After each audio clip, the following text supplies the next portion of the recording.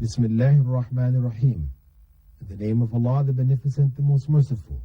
I'd like to welcome you, dear viewers, to another in the series, In the Light of Islam. Assalamu alaikum wa rahmatullahi wa barakatuh. May Allah's peace and blessings be on each and every one of you. With that, dear viewers, I'd like to welcome you as we continue to look into the questions that our viewers have raised. Questions which, for the most part, I think are relevant to most of us. We hope that you will benefit from them as we try to give you Islamic guidance with regards to them. And for those of you who are non-Muslims who are watching, of course you may be curious as to wondering, why this is addressed, all these questions are addressed, within Islamic context. Couldn't a psychologist answer this question instead, or couldn't a doctor or so-and-so answer these questions? Well, the point, dear viewers, for those of us who are not Muslims, is that Islam covers all walks of life. There are Islamic rulings which govern everything.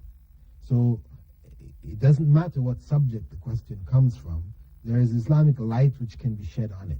Of course, there are details about a number of questions which may be medical or may have to do with other aspects of science or accounting or whatever, which that information may be gotten from the scientists, etc. However, in terms of how we as Muslims handle and do these things, we have to do them in accordance with the Islamic teachings, which will govern each and every circumstance. With that, we'd like to go to a question from Abdurrahman Reuven from Al-Ain. He writes, Dear Dr. Phillips, I'm a Muslim youth whose parents have a housemaid. I live with them. She and I are often in the house alone, but not in the same room. Is this haram? Must I move out of the house?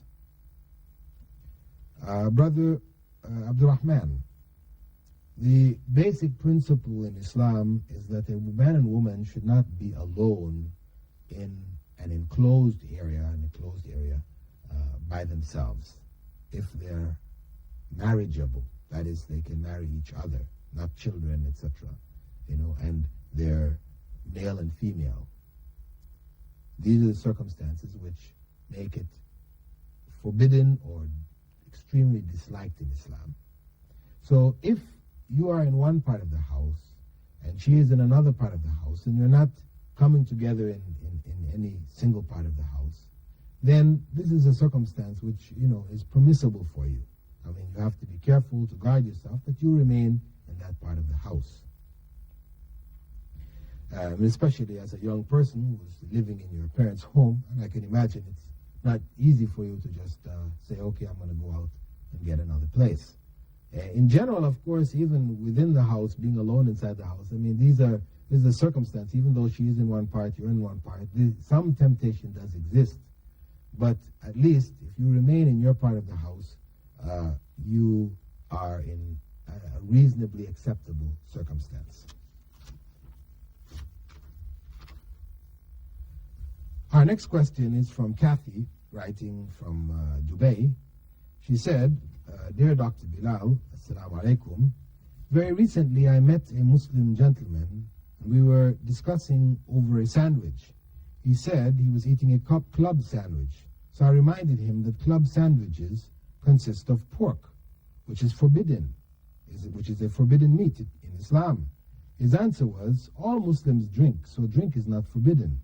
I couldn't answer because he was, to some degree, correct. Correct me if I'm wrong. Charity begins at home. Don't you think these Muslims should improve and set a good example for others? Certainly. His answer was definitely an incorrect answer. If every Muslim or all the people in your area are eating pork, this doesn't make it permissible. If people are drinking, it doesn't make drinking permissible. What is permissible and what is not permissible have been defined by God, not by the community and what they do. Because people may do whatever they wish to do. They can always disobey God. So what is forbidden is the eating of pork and drinking of alcohol. Regardless of what people do, it is something prohibited. And one should never take the practice of people as justification for what they're doing. People are judged by Islam. Islam is not judged by people. We don't determine what is Islam and what is not Islam according to what people do. We determine what people do, whether it's correct or incorrect, according to Islam. So you are perfectly right, Kathy, in saying that Muslims should set a good example for the society.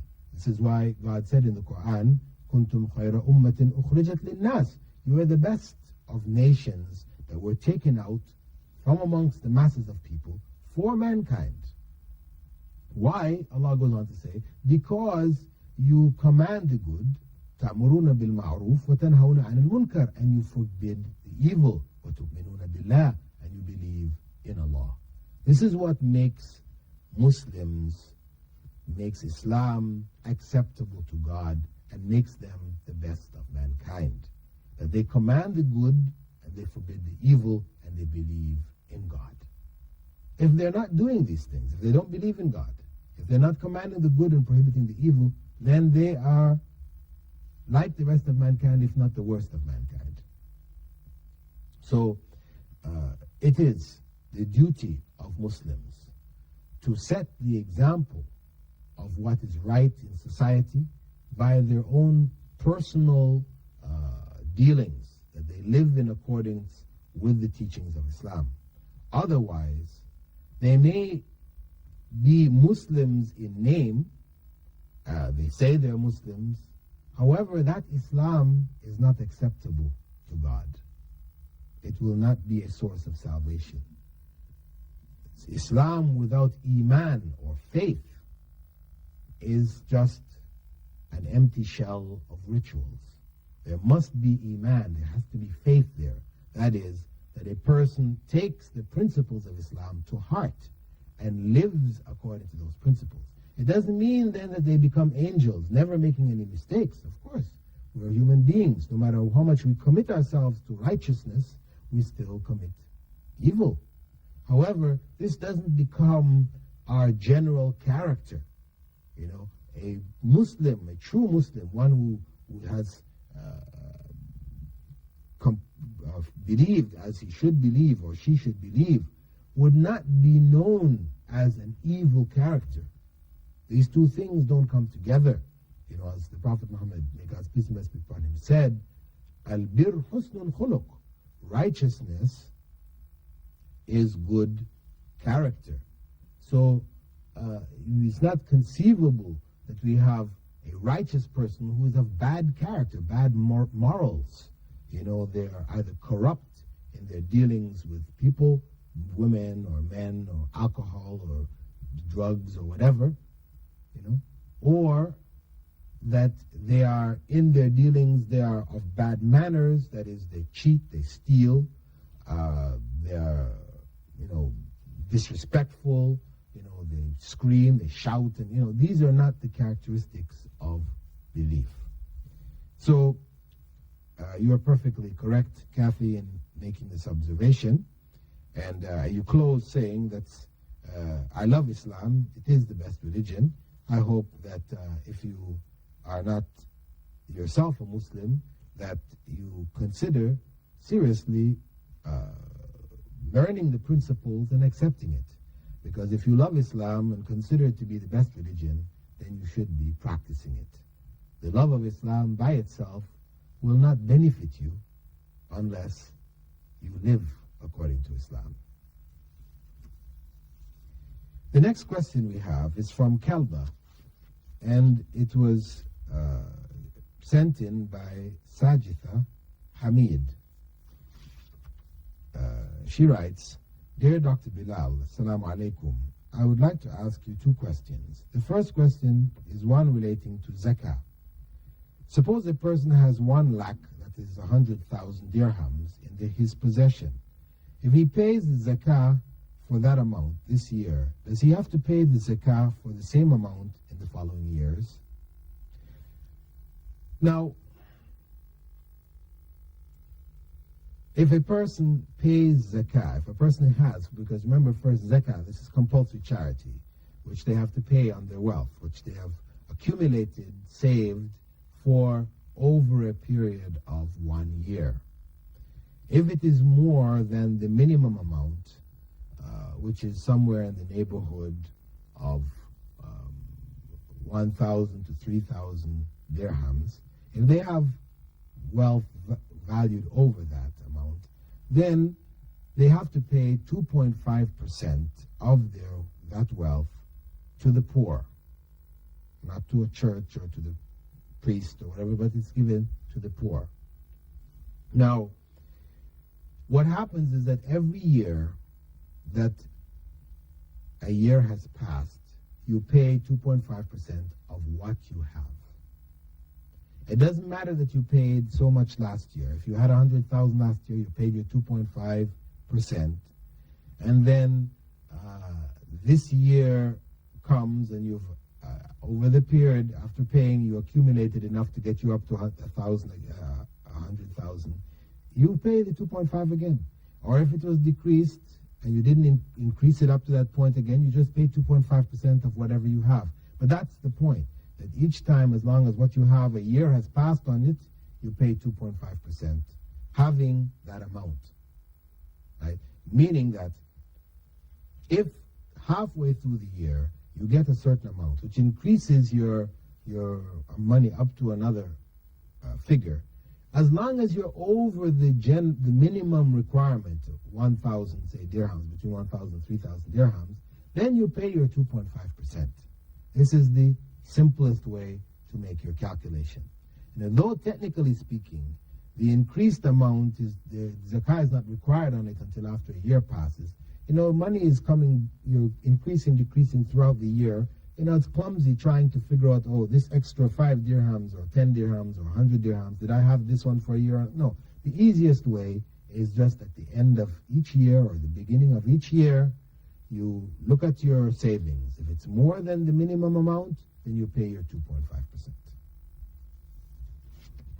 Second question, is it possible for women to pray as imam and jama'ah? If yes, how? My mother follows the Hanafi madhab, and I follow the Shafi'i madhab. In this case, is it possible for us to pray as imam and jama'ah? Also, would we get a reward that is 27 times worth more than the original prayer, as men do? Yours sincerely, Sajitha. Sister Sajitha. The prayer in jama'ah, or in congregation, this is practiced in Islam. It is from the teachings of the Prophet Muhammad, may God's peace and blessing be upon him. It was done by his wives and the women of his time. The only difference is that if women are praying together, instead of one woman standing in front, you have the line, and then one woman stands in front of the line.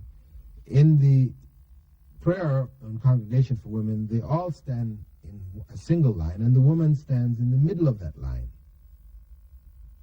and she leads the prayer. It doesn't matter whether they're from this madhab or another madhab. These madhabs are only legal interpretations of the law.